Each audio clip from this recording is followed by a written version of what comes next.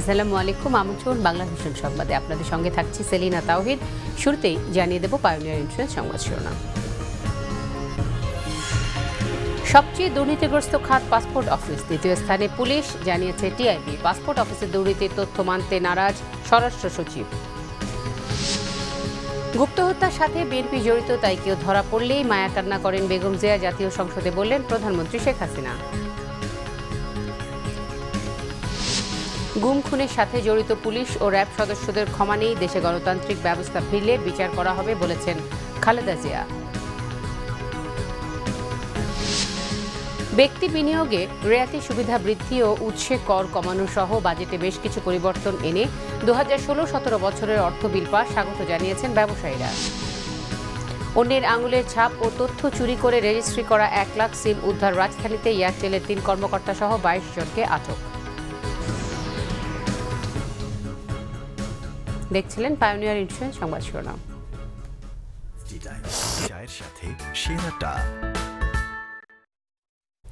এবারে বিস্তারিত।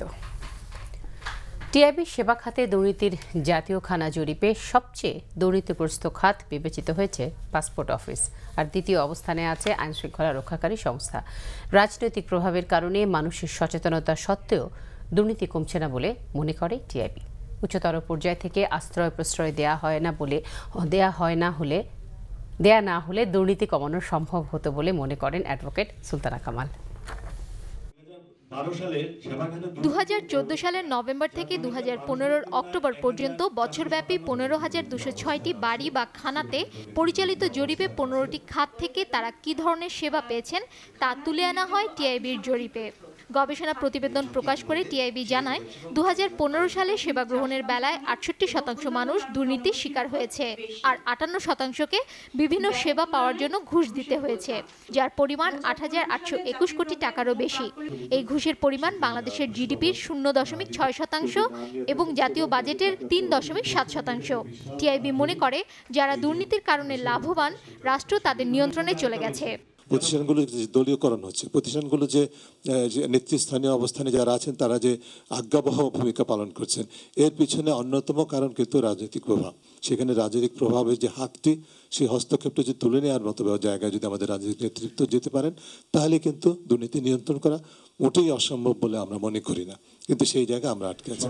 প্রতিবেদনে উঠে এসেছে, সেবা পাওয়ার ক্ষেত্রে ঘুষ না দেওয়ার কোনো বিকল্প নেই। মানুষের প্রাত্যহিক জীবন দুর্নীতির সাথে চলছে, যাকে উদ্বেগজনক মনে করছেন টিআইবির চেয়ারপারসন। যখনই দুর্নীতির কোনো অভিযোগ আসছে কিংবা দুর্নীতির ছাড়া অন্য যে কোনো অপরাধ সংক্রান্ত কোনো অভিযোগ আসছে, সেই অভিযোগটাকে লুকাবার, অস্বীকার করার একটা প্রবণতা কিসের জন্য যেন রাজনৈতিকভাবে একটা বিরাট বড় জায়গায় পৌঁছে গেছে, এবং একেবারে শীর্ষ পর্যায় থেকে সেটা আমরা দেখতে পাই, অভিজ্ঞতা করতে পারি, এবং সেই কারণেই কিন্তু দুর্নীতি কমানোর চেষ্টাটা এত বেশি কঠিন হয়ে যায়। দুর্নীতির বড় কারণ জবাবদিহিতার অভাব, আর এ কারণেই দুর্নীতির চক্র ভাঙা যাচ্ছে না বলেও মনে করে টিআইবি। শারমিন ইব্রাহিম, বাংলা ভিশন, ঢাকা। টিআইবির উপর আস্থা থাকলেও পাসপোর্ট অফিসের দুর্নীতি নিয়ে তারা যে রিপোর্ট প্রকাশ করেছে তা মানতে নারাজ স্বরাষ্ট্র সচিব ডক্টর মোজাম্মেল হক খান। তিনি বলেন, পাসপোর্ট অফিসের বর্তমান অবস্থা আগের চেয়ে অনেক ভালো। তিনি আশা করছেন টিআইবি তাদের রিপোর্টটি প্রত্যাহার করে নেবে। আমাদের বক্তব্য ভিন্নতা, আমরা এখন অনেক অগ্রসর, আমাদের অনেক ট্রান্সপারেন্সি বেড়েছে, আমাদের সেবার মান বেড়েছে। আমি বলবো যে এখন সেই কথা আমাদের জন্য প্রযোজ্য নয়। আমরা টিআইবিকে মনে করি যে তারা হয়তো তাদের একটা সময় আসবে যে তারা তাদের এই মন্তব্য তারা ফেরত নিয়ে যাবেন।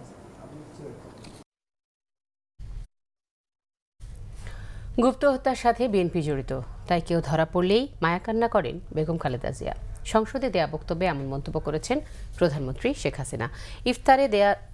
ইফতারে দোয়ার পরিবর্তে বেগম জিয়া নতুন নতুন গিবত করছেন বলেও মন্তব্য করেন তিনি। দেশের শিল্প ও বিনিয়োগ ঠিক রাখতে রপ্তানি খাতের উপর থেকে উৎসে কর কমাতে অর্থমন্ত্রীর প্রতি আহ্বানও জানিয়েছেন সংসদ নেতা ও প্রধানমন্ত্রী শেখ হাসিনা। দশম জাতীয় সংসদের 11তম অধিবেশনে বুধবার বাজেটের উপর আলোচনায় অংশ নেন প্রধানমন্ত্রী শেখ হাসিনা। সংসদে দেয়া 1 ঘণ্টার বক্তব্যে বর্তমান সরকারের নানা পদক্ষেপে দেশের আর্থসামাজিক অবস্থার ইতিবাচক পরিবর্তনের কথা তুলে ধরেন তিনি। বর্তমান সময়ে দেশে কিছু নেতিবাচক ঘটনা ঘটলেও জঙ্গি দমনে সরকার সচেষ্ট রয়েছে বলে সংসদে জানান প্রধানমন্ত্রী। সরকার আসার পর থেকেই একটা সিদ্ধান্ত আমরা নিয়েছি যে বাংলাদেশে কোনো জঙ্গিবাদ সন্ত্রাসের স্থান হবে না, আর বাংলার মাটি ব্যবহার করে কেউ কোনো জঙ্গি তৎপরতা অন্য কোথাও চালাতে পারবে না। এ ব্যাপারে আমরা যথেষ্ট শক্ত ভূমিকা নিয়েছি। হ্যাঁ, কিছু কিছু ঘটনা ঘটছে, কিন্তু আপনারা দেখতে পাচ্ছেন সাথে সাথে সেগুলি তদন্ত করা, অপরাধীদের গ্রেপ্তার করা এবং তাদের বিচারের ব্যবস্থা আমরা করে যাচ্ছি। যে লোকটা একজন কলেজ শিক্ষককে মারতে যে জনগণের কাছে হাতে নাতে ধরা পড়ে, তার জন্য খালেদা জিয়ার এত মায়া কান্না কেন, এটা আমার একটা প্রশ্ন। তার মানে কি দাঁড়াচ্ছে? ওই হাড়ির ভাত সিদ্ধ হলো কিনা একটা টিপলেই বোঝা যায়। তো এই একটা ঘটনা থেকেই বোঝা যায় যে গুপ্ত হত্যার সাথে তাদের যে একটা সম্পর্ক রয়েছে, এবং প্রকাশ্যে করে যখন তারা জনগণের রুদ্র রোষের সম্মুখীন হয়েছে, এখন ওই গুপ্ত পথে এই সমস্ত ঘটনা তারা ঘটিয়ে দেশে একটা অস্থিতিশীলতা সৃষ্টি করতে চাচ্ছে। আর রোজা রমজানের দিন আমরা ইফতার পার্টিতে যাই, আল্লাহ রসুলের নাম নেই, আর ওই মহিলা সেখানে যে প্রতিদিন নতুন নতুন গিবাত গাওয়া, মানুষের বদনাম করা আর মিথ্যা অসত্য কথা বলা, এটাই হচ্ছে তার চরিত্র। সংসদ নেতা বলেন, দেশের অর্থনীতি এখন উন্নত বিশ্বের সাথে তাল মিলিয়ে এগিয়ে যাচ্ছে, তাই প্রতিযোগিতামূলক দক্ষতা অর্জনে বাজেট আরও শক্তিশালী করতে তাগিদ দেন প্রধানমন্ত্রী। তৈরি পোশাক শিল্প সহ অন্যান্য রপ্তানিকারকগণের বৈদেশিক মুদ্রা আহরণ ও কর্মের সুযোগ সৃষ্টিতে অবদান এবং বিদ্যমান পরিস্থিতি বিবেচনা নিয়ে রপ্তানি আয়ের উপর উৎসে কর কর্তনের হার 0.70 করার অনুরোধ জানাচ্ছি। বাংলাদেশ বৈদেশিক বিনিয়োগ আকৃষ্ট করার ক্ষেত্রে তথ্য প্রযুক্তি সেবা একটি প্রকৃষ্ট খাত। এ কারণে এই খাতের জন্য কর প্রণোদনা একটু বেশি থাকা বাঞ্ছনীয়। সম্মিলিত প্রচেষ্টায় বাজেট বাস্তবায়ন করে দেশকে এগিয়ে নিতে সবার প্রতি আহ্বান জানান প্রধানমন্ত্রী শেখ হাসিনা। এর আগে বাজেটের উপর আলোচনায় অংশ নিয়ে বিরোধী দলীয় নেতা বেগম রওশন এরশাদ বলেন, শুধু বাজেট নয়, আর্থসামাজিক মূল্যবোধ ও রাজনীতির সংস্কৃতিও ঘাটতি রয়েছে। তিনি বলেন, দেশে রাজনৈতিক অস্থিরতা না থাকলেও সামাজিক অস্থিরতা রয়েছে। রিশান নাসরুল্লাহ, বাংলা ভিশন, ঢাকা।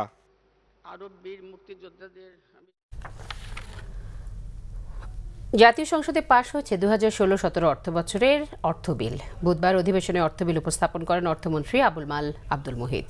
বিল উপস্থাপনের আগে প্রধানমন্ত্রীর অনুরোধে তৈরি পোশাক শিল্প, হিমায়িত পর্যাপ্ত সহ রপ্তানি পণ্যের উপর উৎসে কর কমিয়ে 0.70 করা হয়। এছাড়া প্রভিডেন্ট ফান্ডে বিনিয়োগের উপর উৎসে কর কমানো হয়েছে। একই সঙ্গে ভ্যাটের মামলা নিষ্পত্তির অন্য আপিল আদালতে ফি কমানো, সঞ্চয়পত্র ও ব্যাংকের মুনাফার উপর উৎসে কর কমানো, মেডিটেশন সেবার উপর মূসক প্রত্যাহার এবং বিস্কুট রুটির উপর ভ্যাট সুবিধা পুনর্বহাল করা হয়েছে। ব্যক্তি বিনিয়োগে রিয়াতি সুবিধা বাড়ানো সহ বেশ কিছু প্রস্তাবনা প্রধানমন্ত্রীর সুপারিশের ভিত্তিতে বিবেচনা করার কথা জানান অর্থমন্ত্রী। যথেষ্ট আশাবাদ রয়েছে, সুতরাং সেই সময় হয়তো এই অব্যাহত থাকবে। তৈরি পোশাক সহ সব রপ্তানি পণ্যের উৎসে কর 1.5% থেকে কমিয়ে 0.7% করার মধ্য দিয়ে প্রধানমন্ত্রী রাজস্ব বোর্ডের চাপ থেকে ব্যবসায়ীদের উদ্ধার করেছেন বলে মন্তব্য করেছেন বিজিএমএ সভাপতি মোহাম্মদ সিদ্দিকুর রহমান। তবে কর্পোরেট ট্যাক্স না কমানোর ফলে বিনিয়োগ কমবে, এমন মিশ্র প্রতিক্রিয়া জানিয়েছেন তিনি। আপনি আমাকে যদি বলেন, আমি খুশিও আবার খুশিও না। কারণ হলো, আমি একটা জায়গায় তো আমি দ্বিমত করব না কখনো যে আমার গত বছর থেকে এই বছর ব্যবসা বেশি হবে, এরকম তো কোনো আলামত আমি দেখতে পাচ্ছি না। তাইলে আপনি আমার ট্যাক্সটা বাড়ান কীভাবে? তারপরেও এখন যেহেতু এনবিআর একটা বড় রকমের চাপ দিয়েছিল, সেই চাপটার থেকে মাননীয় প্রধানমন্ত্রী আমাদেরকে উদ্ধার করেছে। কর্পোরেট ট্যাক্সটা আপনি যখন 20% বলবেন, তখন এই যে আমার সোর্স ট্যাক্সটা নিতেছে, এইটার ব্যাক ক্যালকুলেশন কিন্তু আপনি 20% হিসাবে করবেন। তাইলে হোয়াইট মানিটা কম হবে। তো হোয়াইট মানি কম হলে ইনভেস্টমেন্ট কম হবে। সেই ক্ষেত্রে আমি বলছি যে গুম খুনের সাথে জড়িত র্যাব ও পুলিশ সদস্যদের কখনোই ছাড় দেয়া হবে না, তাদের কখনোই ক্ষমা করা হবে না, তাদের বিচার হবেই। 2013-14 সালে আন্দোলনে বিএনপির নিখোঁজ 40 নেতাকর্মীর পরিবারের সদস্যদের সাথে ইফতার পূর্ব আলোচনায় এসব কথা বলেন বিএনপি চেয়ারপারসন বেগম খালেদা জিয়া। তিনি বলেন, দেশে গণতান্ত্রিক ব্যবস্থা ফিরে এলে যারা গুম হয়েছেন তাদের খোঁজা হবে। বেগম জিয়া বলেন, আওয়ামী লীগ ভেবেছিল গুম করে বিএনপি নেতাকর্মীদের মনোবল নষ্ট করা হবে, তবে তাতে তারা সফল হয়নি। সরকারকে জালেম ও খুনি আখ্যা দিয়ে বেগম জিয়া আশা করেন গুম হওয়া নেতাকর্মীরা একদিন ফিরে আসবে। যারা হয়েছেন, যারা নিখোঁজ রয়েছেন।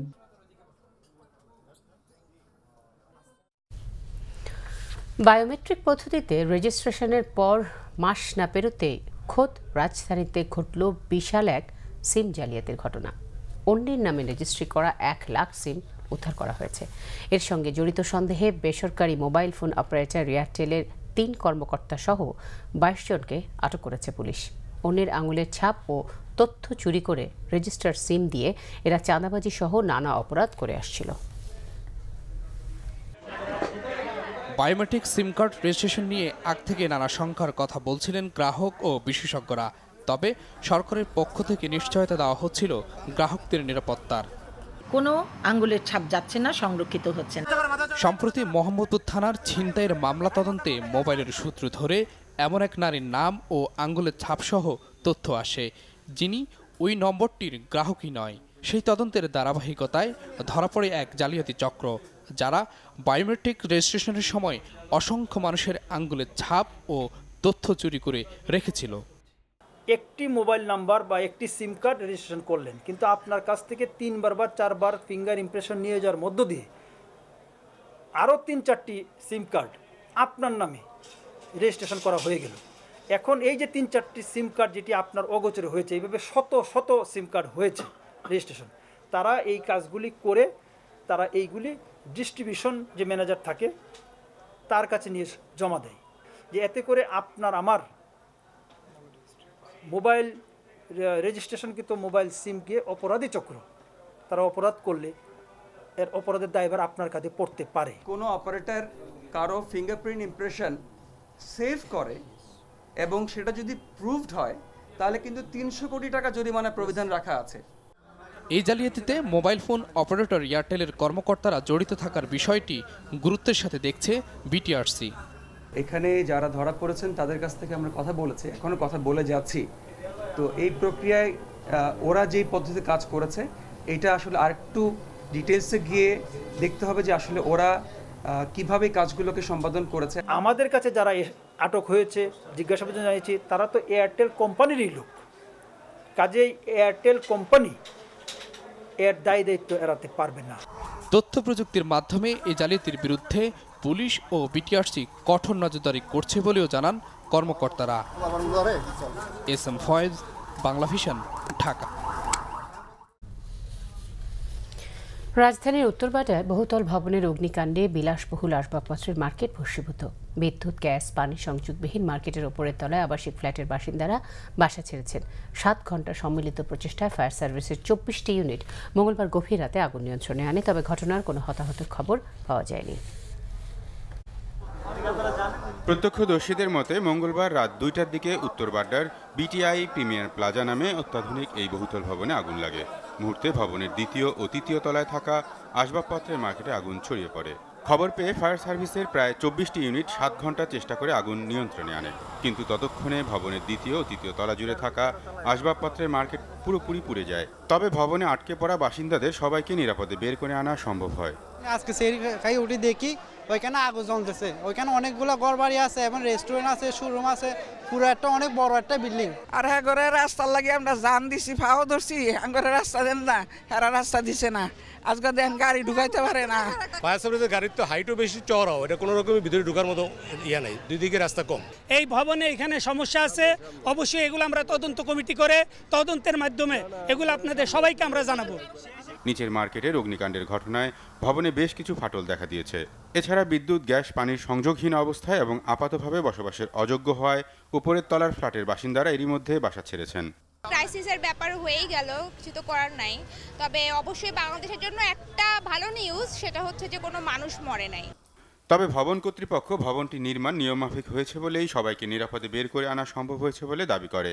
তবে উপরের ফ্ল্যাটের বাসিন্দারা আদৌ নিজের বাড়িতে ফিরতে পারবেন কিনা তা ভবনের মূল স্ট্রাকচারের ক্ষতি নিরূপণ করার পরেই বলা সম্ভব হবে বলে জানিয়েছে ভবন কর্তৃপক্ষ। বিল্ডিংটা কমপ্লিটলি রাজুকের বিধি মোতাবেক 1996 সালের কনস্ট্রাকশন রুল অনুযায়ী করা এবং সব কিছু মেনেই করা। আগুনের কারণ ও ভবন নির্মাণে অনিয়মের বিষয়টি তদন্তে ফায়ার সার্ভিসের 5 সদস্যের একটি তদন্ত কমিটি গঠন করা হয়েছে। রকুনুজ্জামান, বাংলা ভিশন, ঢাকা। এবারে বাংলালিংক ঈদ ফেস্ট ইফতার বাজার সংবাদ।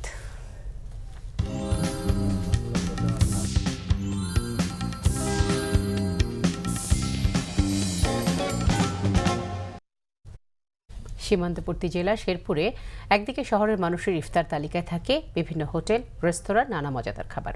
অন্যদিকে গ্রামের মানুষের ঐতিহ্যবাহী পদ হচ্ছে গুড় ভেজানো চিড়া বা মুড়ির সুস্বাদু ঠান্ডা খাবার। পাশাপাশি থাকে ইসবগুল অথবা লেবুর রস মিশ্রিত শরবত।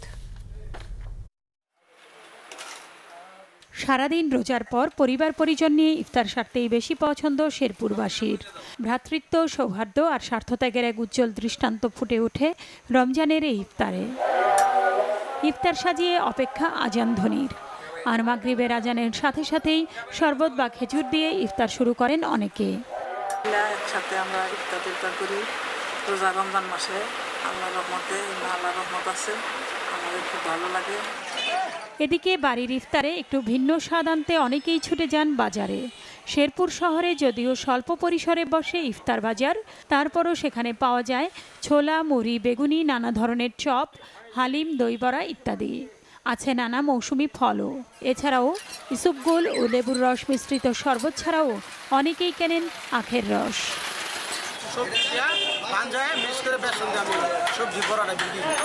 পরিবেশ ভালো, ইফতারি ভালো মান সম্পন্ন। অনেক আগে থেকে আমরা এখানে ইফতার কিনি। এখানে ইফতারি শেরপুরে সবজি বড়া সবচেয়ে ভালো বড়া পাওয়া যায় এবং পুষ্টিকর সুস্বাদু। তবে খোলা বাজারের ইফতার সামগ্রী কতটা স্বাস্থ্যসম্মত তা নিয়ে রোজদারদের মনে রয়েছে সংশয়। Bangla vision news desk. এবার রয়েছে রু আফসা ঈদ বাজার সংবাদ।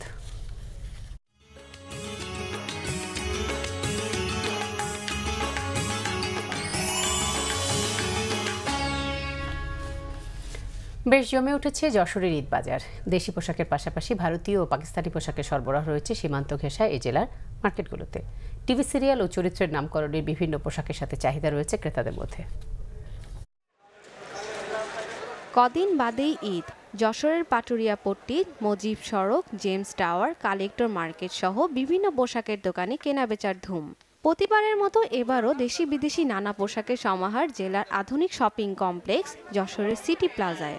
ঝিনাইদহ, মাগুরা ও নড়াইল সহ পাশের বিভিন্ন জেলার ক্রেতারাও ভিড় করছেন এ মার্কেটে। বরাবরের মতো এবারের ঈদেও ছেলেদের পছন্দের তালিকায় আছে জিন্স প্যান্ট, টি শার্ট আর পাঞ্জাবি। ভারতীয় পোশাকের বেশ কদর মেয়েদের কাছে। সাদা পাঞ্জাবি, পায়জামা, জিন্স, টি শার্ট। ইন্ডিয়ান সুতির মধ্যেই কিনছি, আর পাকিস্তানিগুলোও চলতেছে ভালো। গরমের কারণে সুতি কাপড়কে গুরুত্ব দিচ্ছেন কেউ কেউ। নতুন জামা কিনে খুশি শিশুরাও। নেল পালিশ কিনেছি, তারপর জুতা কিনেছি ঈদের, তারপর আমরা ব্যান্ড কিনেছি, পাঞ্জাবি কিনছি, পায়জামা, জিন্স প্যান্ট কিনছি, শার্ট কিনছি, সানগ্লাস কিনছি, জামা কাপড় কিনেছি, নেল পালিশ কিনেছি। দেশি ও ভারতীয় পোশাকের পাশাপাশি পাকিস্তানি থ্রি পিসও পছন্দ করছেন অনেকে, জানালেন বিক্রেতারা। বেচাকেনাও ভালো। আশানুরূপভাবে গত বছরের তুলনায় আজকে এবারের বেচা কেনা আমরা দেখেছি 20 থেকে 22,000 টাকা 25,000 টাকা ডিফারেন্স আছে। থ্রি পিসের ভিতরে আমাদের বেশিরভাগটা পাকিস্তান যাচ্ছে এবং বাংলাদেশেও সে তুলনায় বেশ ভালোই চলতেছে এবং ইন্ডিয়াও চলতেছে। চাঁদ রাত পর্যন্ত বিক্রি ভালো হওয়ার আশা ব্যবসায়ীদের।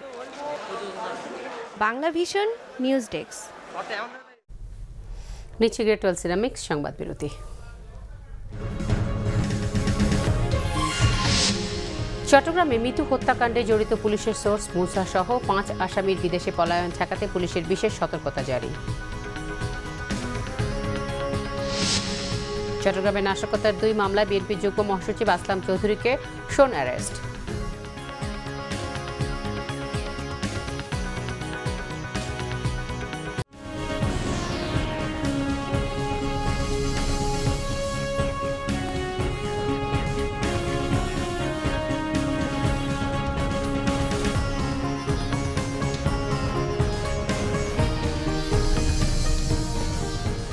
দেখছিলেন বাংলা ভিশন সংবাদ। পুলিশ কর্মকর্তার স্ত্রী মাহমুদা খানম মিতু হত্যাকাণ্ডে জড়িত পুলিশের সোর্স মুসা সহ 5 আসামি যাতে বিদেশে পালিয়ে যেতে না পারে সেজন্য দেশের সব বিমানবন্দর ও স্থলবন্দরে বিশেষ সতর্কতা জারি করেছে পুলিশ। মুসা ছাড়া অন্য আসামিরা হলেন নবী, রাশেদ, কালু ও শাহজাহান। সিএমপি কমিশনার ইকবাল বাহার সতর্কতা জারি বিষয়টি নিশ্চিত করেছেন। পুলিশ জানিয়েছে গ্রেফতার আসামিদের জবানবন্দিতে মিতু হত্যাকাণ্ডে এই 5 জনের সম্পৃক্ততা পাওয়া গেছে। এরপর থেকে পুলিশ তৎপর হলেও তাদের কোনো হদিস মিলছে না। এই অবস্থায় তারা যাতে দেশ ছাড়তে না পারে তাই এই বিশেষ সতর্কতা জারি করা হয়েছে। এরই মধ্যে এসপি বাবুল আক্তারের স্ত্রী মিতু হত্যার ঘটনায় ওয়াসিম, আনোয়ার ও ভোলা নামে 3 জনকে এবং অস্ত্র জমা রাখার অপরাধে মনির নামে আরও একজনকে গ্রেফতার করেছে পুলিশ। তাদের মধ্যে ওয়াসিম ও আনোয়ার রবিবার আদালতে এই ঘটনায় জড়িত থাকার কথা স্বীকার করে জবানবন্দি দিয়েছে। গত 5 জুন ছেলেকে স্কুল বাসে তুলে দিতে যাওয়ার সময় নগরীর AR নিজাম রোডে বাসার কাছে দুর্বৃত্তদের গুলিতে নিহত হয় মিতু। এদিকে মাহমুদা খাতুন মিতু হত্যায় যেই জড়িত থাকুক তদন্ত সাপেক্ষে খুনিদের বিচারের আওতায় আনার দাবি জানিয়েছেন তার বাবা মোশাররফ হোসেন। তবে তার মেয়ের স্বামী এসপি বাবুল আক্তারকে চাকরি থেকে অব্যাহতি দেওয়ার বিষয়ে কিছুই জানেন না বলে জানান তিনি। আমরা চাচ্ছি যে একটা জন্য আমার মেয়ের খুনির ব্যাপারে যেন আসলে ডিটেক্ট হোক, প্রকৃত আসামি ধরা পড়ুক, হয়তো কোনো হয়রানি না হোক, এটা আমরা চাচ্ছি এবং মূল আসামির জন্য বিচার হয়। এটা আমরা যা জিজ্ঞাসা করতেছেন আমি বলছি মিডিয়াদের রেফারেন্স দিয়া তাড়াতাড়ি জানবার চাচ্ছে, বাস এ ব্যাপারে আমি মন্তব্য করবো না। তবে যারা জানছে বা শুনছে তারা যেন সেই সংশ্লিষ্ট অফিসারের কাছে জিজ্ঞাসা করে যে তারা কি বলে। সন্ত্রাস মোকাবেলা ও বিমানবন্দরের নিরাপত্তা নিশ্চিত করতে বাংলাদেশের সাথে একসাথে কাজ করতে চায় যুক্তরাষ্ট্র। সচিবালয়ে কংগ্রেসম্যান ফ্রাঙ্ক লোবিয়ান্ডোর সাথে এক বৈঠকের পর এই কথা বলেন স্বরাষ্ট্রমন্ত্রী আসাদুজ্জামান খান কামাল। সন্ত্রাস মোকাবেলায় বাংলাদেশ যে কাজ করছে যুক্তরাষ্ট্র তার প্রশংসা করেছে বলেও দাবি করেন স্বরাষ্ট্রমন্ত্রী। মন্ত্রী বলেন সন্ত্রাসবাদ বাংলাদেশের নয়, এটা বৈশ্বিক সমস্যা। তাই বৈঠকে দুদেশের মধ্যে সন্ত্রাস বিষয়ক তথ্য আদান প্রদান করা নিয়ে কথাও হয় বলে জানান তিনি। বলেন বাংলাদেশের বিমানবন্দরের নিরাপত্তা বেশ ভালো, এরই মধ্যে নিরাপত্তা ব্যবস্থা আরও জোরদার করা হয়েছে। বৈঠকে কংগ্রেসম্যান ফ্রাঙ্ক লোবিয়ান্ডো বলেন সন্ত্রাস দমনে বাংলাদেশের সাথে যে সহযোগিতা রয়েছে তা জোরদার করা হবে। তিনি বলেন বাংলাদেশের বিমানবন্দরের নিরাপত্তা আরও জোরদার করার ব্যাপারেও সহযোগিতা করতে চায় তার দেশ। চট্টগ্রামে নাশকতার 2 মামলায় গ্রেফতার দেখানো হয়েছে বিএনপির যুগ্ম মহাসচিব আসলাম চৌধুরীকে। 2013 সালে নগরীর কোতোয়ালি ও চকবাজার থানায় করা নাশকতার 2 মামলায় তাকে গ্রেফতার দেখানো হয়। আজ তাকে চট্টগ্রাম মহানগর হাকিম নাজমুল হোসেন চৌধুরী ও হারুনুর রশিদের আদালতে এই 2 মামলায় হাজির করা হয়। এর আগে সরকার উৎখাতে ষড়যন্ত্র করার অভিযোগে ঢাকা থেকে আসলাম চৌধুরীকে গ্রেফতার করে পুলিশ। নিচে আবারও গ্রেট ওয়াল সিরামিক সংবাদ বিরতি। তুরস্কের ইস্তাম্বুলে আতাতুর্ক আন্তর্জাতিক বিমানবন্দরে দফায় দফায় হামলায় নিহত 41, আহত 2.5 শতাধিক মানুষ। জাতীয় দলে মেসির বিকল্প নেই, তাই মেসিকে আর্জেন্টিনার হয়ে খেলা চালিয়ে যাওয়ার অনুরোধ ম্যারাডোনা ও আর্জেন্টিনার প্রেসিডেন্টের।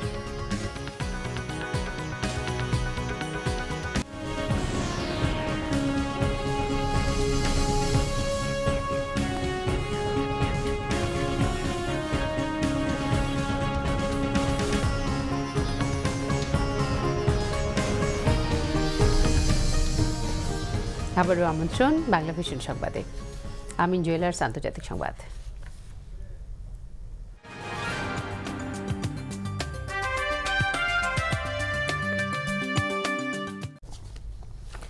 তুরস্কের ইস্তাম্বুলে আতাতুর্ক আন্তর্জাতিক বিমানবন্দরে দফায় দফায় বন্দুক, বোমা ও আত্মঘাতী হামলায় নিহতের সংখ্যা বেড়ে 41 জনে পৌঁছেছে। আহত 250-এরও বেশি মানুষ। নিহতের মধ্যে 13 জন বিদেশি নাগরিক। রক্তক্ষয়ী এই হামলায় ঘটনায় তুরস্ক জুড়ে চলছে রাষ্ট্রীয় শোক। মঙ্গলবার স্থানীয় সময় রাত 10টার দিকে বিমানবন্দরে প্রবেশ পথে প্রকাশ্যে গুলি চালাতে শুরু করে 3 হামলাকারী। এ সময় পুলিশও পাল্টা গুলি চালালে গায়ে বাঁধা বোমার বিস্ফোরণ ঘটায় আত্মঘাতী হামলাকারীরা। এখন পর্যন্ত কেউ হামলার দায় স্বীকার করেনি। তবে এই জন্য আইএস জঙ্গিদের দায়ী করেছেন তুর্কি প্রধানমন্ত্রী বিনালি ইলদিরিম। হতাহতের বেশিরভাগই তুরস্কের নাগরিক। নিহত 13 বিদেশি নাগরিকের মধ্যে 5 জন সৌদি আরবের এবং 2 জন ইরাকি নাগরিক রয়েছে। আহতদের কয়েকজনের অবস্থা গুরুতর হওয়ায় মৃতের সংখ্যা আরও বাড়ার আশঙ্কা করছে তারা। এই হামলায় তীব্র নিন্দা জানিয়ে সন্ত্রাস ও জঙ্গিবাদের বিরুদ্ধে আরও কঠোর হওয়ার অঙ্গীকার করেছেন প্রেসিডেন্ট রিসেপ তাইপ এরদোগান। হামলার নিন্দা জানিয়ে যুক্তরাষ্ট্রসহ বিশ্ব নেতারা।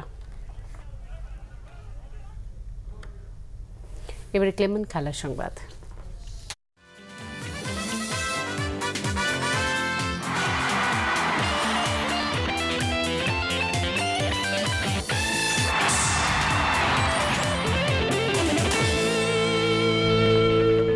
ফুটবল। বাংলাদেশ প্রিমিয়ার লিগের টাইটেল স্পন্সর হলো জাজ ভুঁইয়া গ্রুপ। বাফুফে ভবনে প্রতিষ্ঠানটির সাথে এক চুক্তি স্বাক্ষর হয় 5 বছরের জন্য প্রিমিয়ার লিগের স্বত্ব পাওয়া সাইফ গ্লোবাল স্পোর্টসের সাথে। বাফে ভবনে আয়োজিত চুক্তি স্বাক্ষর অনুষ্ঠানে সভাপতি কাজী সালাউদ্দিন আশা প্রকাশ করেন বিপিএল এর 6টি ভেন্যুতে ফুটবলের জাগরণ তৈরি হবে। মাঠে ফুটবলারদের পারফরমেন্স ও গণমাধ্যমের সহযোগিতায় ফুটবলের বিবর্ণ চেহারা পাল্টে ফেলার আশাও প্রকাশ করেন তিনি। বিপিএল এর স্বত্বাধিকারী সাইফ গ্লোবাল স্পোর্টসের সাথে 1 বছরের জন্য পৃষ্ঠপোষক হিসেবে চুক্তিবদ্ধ হয় জাজ ভুইয়া গ্রুপ। চুক্তিতে সই করেন প্রতিষ্ঠান দুটির চেয়ারম্যান তরফদার রুহুল আমিন ও ইঞ্জিনিয়ার ফাইজুর রহমান জুয়েল। আগামী 18 জুলাই নতুন বিপিএল এর লোগো উন্মোচনের পর 20 জুলাই চট্টগ্রামে মেয়াজি স্টেডিয়ামে জমকালো উদ্বোধন অনুষ্ঠানের আয়োজন করা হবে। 12টি দল নিয়ে 24 জুলাই মাঠে গড়াবে লিগ। ফেডারেশন এবং আমাদের যে সমস্ত কার্যক্রমগুলো হাতে নিয়েছি, আমাদের প্রায় 14 থেকে 15 কোটি টাকার একটা বিশাল একটা বাজেট আমরা করেছি এবং সেই লক্ষ্য নিয়ে কাজ করে যাচ্ছি।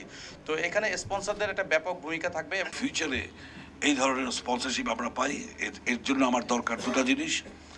আমার প্লেয়ারদের মাঠে ভালো খেলতে হবে আর মিডিয়ার সাপোর্ট। এই দুটো সাপোর্ট থাকলেই আমার মনে হয় নেক্সট 4 বছরে আমরা যেই প্ল্যান প্রোগ্রাম নিয়েছি, এই প্ল্যান প্রোগ্রামে আমরা we will be able to do a lot of things.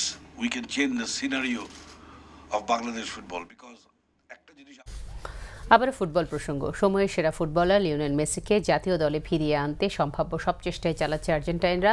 2018 বিশ্বকাপ সামনে রেখে দেশটির প্রেসিডেন্ট মরিসিও ম্যাক্রি ও ফুটবল গ্রেট ডিয়েগো ম্যারাডোনা এরই মধ্যে তাকে সিদ্ধান্ত বদলানোর অনুরোধ জানিয়েছেন। মেসির মন গলাতে বুয়েনোস আয়ার্সের মেয়র ও ভাইস মেয়র মঙ্গলবার দেখালেন নতুন পথ। শহরে তার নতুন প্রতিকৃতি উন্মোচন করে মেসির ভক্ত সমর্থকদের সেখানে জড়ো হওয়ার আহ্বান জানান তারা। দারুণ পন্থাই বটে। ফুটবল পাগল আর্জেন্টাইনদের প্রত্যাশা পূরণে বারবার ব্যর্থ হওয়ার হতাশায় ভেঙে পড়া লিওনেল মেসিকে চাঙ্গা করতে তার স্ট্যাচু বানিয়ে সেখানে ভক্ত সমর্থকদের জড়ো করার প্রয়াস সত্যিই প্রশংসনীয় উদ্যোগ। সময়ের সেরা এই ফুটবলারকে জাতীয় দলে ফিরিয়ে আনতে রাজধানী বুয়েনোস আয়ার্সের মেয়র হোরাসিও রদ্রিগেজ ও ভাইস মেয়র ডিয়েগো সান্তিলি মঙ্গলবার বের করলেন পথটা। মেসির মন গলানোর এটাই সেরা উপায়। প্রত্যেক আর্জেন্টাইনকে বলবো এখানে এসে তার প্রতিকৃতির সাথে ছবি তুলতে, যাতে সে বোঝে আমরা সবাই তার সাথে আছি, সেও যেন ছেড়ে না যায় আমাদের। বুয়েনোস আয়ার্স মেয়র ও ভাইস মেয়রের আহ্বানে সাড়া দিয়ে মেসির ভক্ত সমর্থকরা জড়ো হচ্ছেন তার প্রতিকৃতির সামনে। ব্রোঞ্জে গড়া প্রতিকৃতিটাও বানানো হয়েছে তার হুবহু শারীরিক গড়নে। এই মুহূর্তে আমাদের মধ্যে কি হচ্ছে তা কেবল সৃষ্টিকর্তাই জানেন। এই অনুভূতি কতটা কষ্টের প্রত্যেক আর্জেন্টাইনেরই জানা আছে তা। আর্জেন্টিনার ফুটবলের বিকল্প নেই মেসির। গোটা জাতি মেসির পাশে, এটা বোঝাতেই এখানে জড়ো হয়েছি আমরা।